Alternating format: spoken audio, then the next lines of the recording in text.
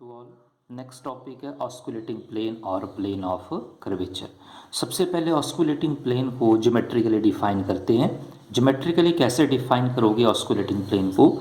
सबसे पहले स्पेस में एक कर्व कंसिडर की, उस कर्व को रिप्रेजेंट किया r is equal to r of s। This is the representation of a curve in space and this representation is also called function. this represents a function।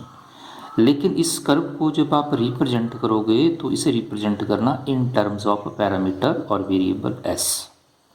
लेकिन इससे पहले जो आपको बताया कि कर्व को जो आप कंसिडर करोगे स्पेस में, तो उसमें पैरामीटर क्या कंसिडर किया था?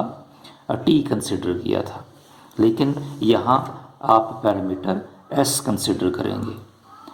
तो कर्व को इन टर्म्स ऑफ टी भी कंसिडर किया जा सकता है और इन टर्म्स ऑफ एस भी कंसिडर किया जा सकता है।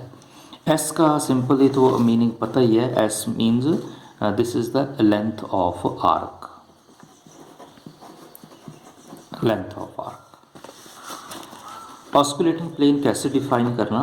कर्व के ऊपर एक पॉइंट कंसिडर किया, let P be any point on a curve. Point consider करने के बाद उस पॉइंट पर एक लाइन ड्रॉ की, this is a line, and because this line touches a curve at point P, this means that this line is called tangent line. तो इस line को क्या बोलते हैं? टेंजेंट लाइन बोलते हैं, tangent line. Tangent line draw करने के बाद, कंसिडर करने के बाद फिर एक प्लेन कंसिडर करेंगे। और प्लेन कैसे कंसिडर करना? This is a plane, suppose this is a plane. तो ये जो प्लेन कंसिडर किया, this plane is at point P. ये जो आप प्लेन कंसिडर करोगे, ये इस प्लेन के अकॉर्डिंग ये जो टेंजेंट है ये इस प्लेन में है। When a plane contain tangent line, then this plane is called osculating plane। तो सिंपल डेफिनेशन है। जो सबसे पहले इसमें 2-3 पॉइंट हैं, तो पहले जो पॉइंट है उसमें ऑस्कुलेटिंग प्लेन को कैसे डिफाइन किया कि ऐसा प्लेन जिसमें टेंजेंट लाइन हो, that plane is called osculating plane. दूसरा पॉइंट है इसमें ऑस्कुलेटिंग प्लेन को ऐसे डिफाइन किया जा सकता है कि let us consider another point, कि एक और पॉइंट कंसिडर करो। पॉइंट और कहाँ कंसिडर करेंगे? इसी कर्व पर कंसिडर करना। Let Q be another point and this another point is called general point. ये भी आपको बताया गया पहले कि जो सेकंड पॉइंट कंसिडर करते हैं इसे जर्नल पॉइंट भी बोलते हैं। एंड दिस सेकंड पॉइंट और general point be the neighbourhood point of point P, कि ये जो पॉइंट क्या हुआ ये इस पॉइंट का नेबरिंग पॉइंट है। अगर ये इस क्यू पॉइंट इस पॉइंट का नेबरिंग पॉइंट है, तो ये क्यू पॉइंट जो इसके बिल्कुल नियरेस्ट है ये, या इसी पॉइंट पर है। अगर ये पॉइंट इसका नेबरहुड पॉइंट है, तो इसका मीनिंग ये पॉइंट भी इसी प्लेन में लाई करेगा। पर कंडीशन इंपॉर्टेंट है, because Q be the neighborhood point of point P, this means that Q approaches to P, this is the condition। तो ये सेकंड डेफिनेशन हो गई, सेकंड पॉइंट हो गया कि ऑस्कुलेटिंग प्लेन को आप ऐसे डिफाइन कर सकते हैं। कैसे? तो सेकंड पार्ट में कि when a plane contained point P tangent line and this second point, because this second point approaches to first point, तो ये सेकंड पॉइंट भी इसी प्लेन पर है, then this type of representation is also called osculating plane। एक और defining इसकी, consider a curve in space and this is the representation of a curve in terms of arc length s। Curve के ऊपर एक point consider किया, point consider करने के उस पॉइंट को P से डिनोट किया, इस पॉइंट पर एक लाइन ड्रॉ की, this line is called, already पता, this line is called tangent line. Curve के ऊपर एक और पॉइंट कंसिडर किया, this another point is called general point, इसे क्यू से डिनोट किया, and this general point is called neighbourhood point of this point P। Second point consider करने के बाद इस पॉइंट पर भी क्या किया कि टेंजेंट ड्रॉ किया। दोनों टेंजेंट देखो एक दूसरे को इंटरसेक्ट कर रहे हैं।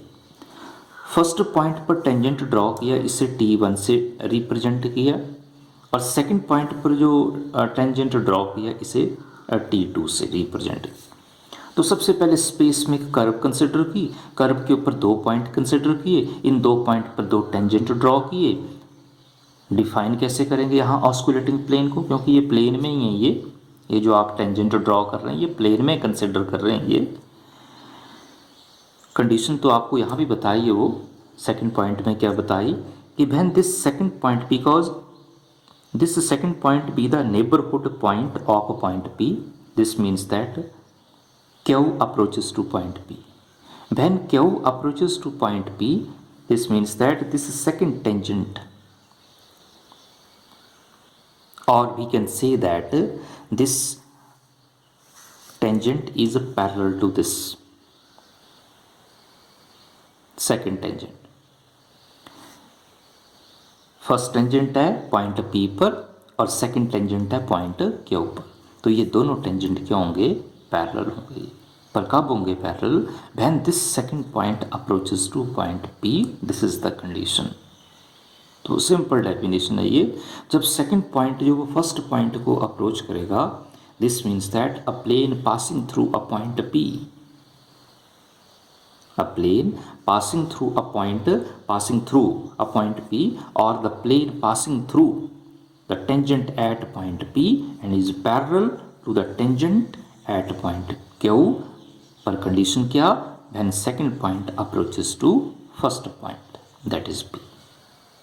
तो ये तीन पॉइंट बताए कि आप ऑस्कुलेटिंग प्लेन को तीन तरह से डिफाइन कर सकते हैं। तो सबसे पहले बताया कि ऐसा प्लेन जिसमें टेंजेंट लाइन हो तो उसे आप ऑस्कुलेटिंग प्लेन बोलते हैं।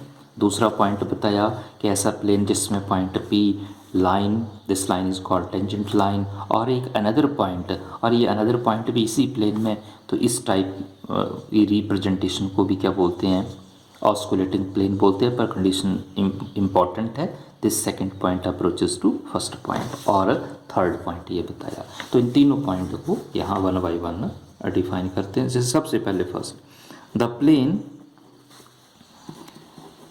Plane which contains tangent at any point on a curve is called an osculating plane। तो ये तो इम्पॉर्टेंट है, जैसे आप कर्व के ऊपर टेंजेंट ड्रॉ करोगे तो कर्व के ऊपर किसी भी पॉइंट पर टेंजेंट ड्रॉ किया, we can draw number of tangents. आप कर्व के ऊपर नंबर ऑफ पॉइंट्स कंसिडर कर सकते हैं, नंबर ऑफ पॉइंट्स पर आप टेंजेंट ड्रॉ कर सकते हैं किसी भी पॉइंट पर। सेकंड डिफाइनिंग बताइए, ये फर्स्ट और सेकंड डेफिनेशन क्या बताई, द प्लेन विच कंटेन्स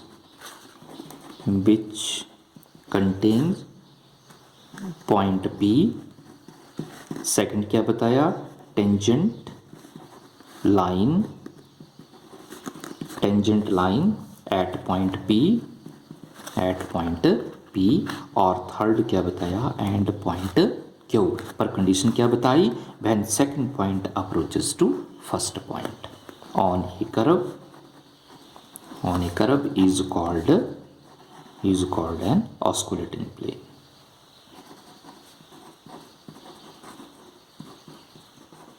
और थर्ड डिफाइनिंग क्या बताई, स्पेस में कर्व सेम डिफाइनिंग है कि कर्व स्पेस में कर्व कंसिडर करो, तो ये पॉइंट लिखा जा सकता है।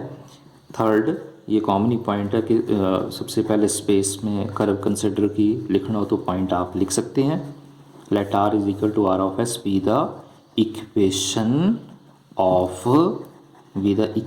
Of curve in space.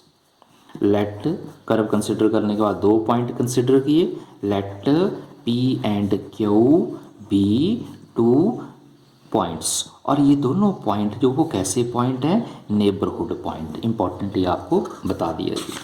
Point consider करने के बाद इन दो पॉइंट पर दो टेंजेंट ड्रॉ किए, तो ये लिखते हैं फर्स्ट टेंजेंट को T1 से डिनोट किया, सेकंड टेंजेंट को T2 से। Let T1 comma T2 be two tangents at point P and Q। Tangent draw करने के बाद क्या कंडीशन बताई कि when this second point approaches to first point then these two tangent are parallel. तो यह आप लिख सकते हैं देन अ प्लेन, क्योंकि ये टेंजेंट जो आप ड्रॉ कर रहे हैं ये प्लेन में ड्रॉ कर रहे हैं आप, तो इसे प्लेन भी आप कंसिडर कर सकते हैं। Then a plane passing through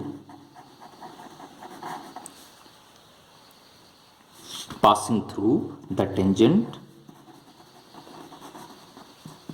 at point P, passing through the tangent at point P and parallel to the tangent at point Q, parallel to the tangent at point Q, क्योंकि second tangent जो वो point Q पर condition क्या, condition same. Parallel कब होगा, when second point approaches to first point is called an osculating plane. तो simple definition है osculating plane की। पर एक और पॉइंट था कि जब आप ऑस्कुलेटिंग प्लेन में जब आप ऑस्कुलेटिंग प्लेन डिफाइन करोगे तो सबसे पहले क्या कंसिडर करने आपने, कर्व। तो जब आप कर्व कंसिडर करोगे तो कर्व को रिप्रेजेंट कैसे किया है, तो मैं यहाँ पॉइंट लिख रहा हूँ ये R is equal to R of S। तो जब आप स्पेस में कर्व कंसिडर करोगे तो इस कर्व की जो क्लास है, this curve is of class greater than equal to 2। Important point है कि जब आप स्पेस में कर्व कंसिडर करोगे तो उस कर्व की क्लास क्या होगी, greater than equal to 2, minimum 2, 2 के बराबर या 2 से क्या होगी, ग्रेटर होगी, ग्रेटर देन 2 होगी। और क्लास का बारे में आपको कहाँ बताया गया, तो आपको एक डेफिनेशन करवाई है, फंक्शन ऑफ क्लास M। यहाँ क्या बताया था कि सबसे पहले एक फंक्शन कंसिडर करो, या उसे कर्व भी बोलते हैं, एफ से रिप्रेजेंट किया था फंक्शन को, this function is of class M।